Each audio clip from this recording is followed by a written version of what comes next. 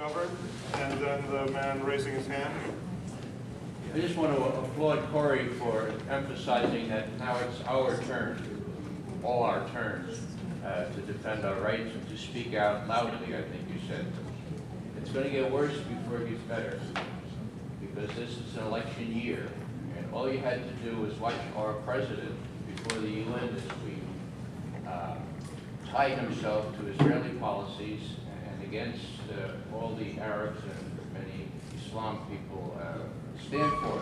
And so I think it's going to be necessary for us to look even beyond ourselves, because the Frank Gaffneys of this world are out to get Iran. They're out to get Iran. They want to attack Iran.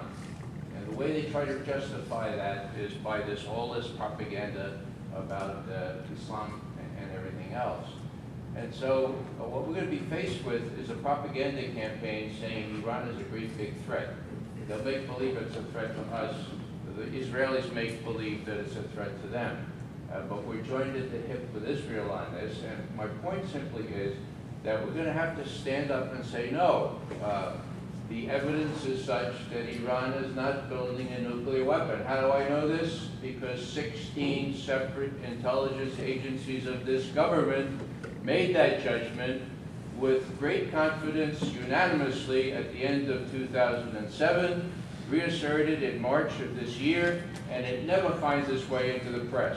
So if somebody's telling you that Islam in the person of Iran is a terrible danger to us because it's building a nuclear weapon, ask them where they get that information, because the intelligence community of this government unanimously decided and continues to hold that Iran stopped working on a nuclear weapon in mid-2003.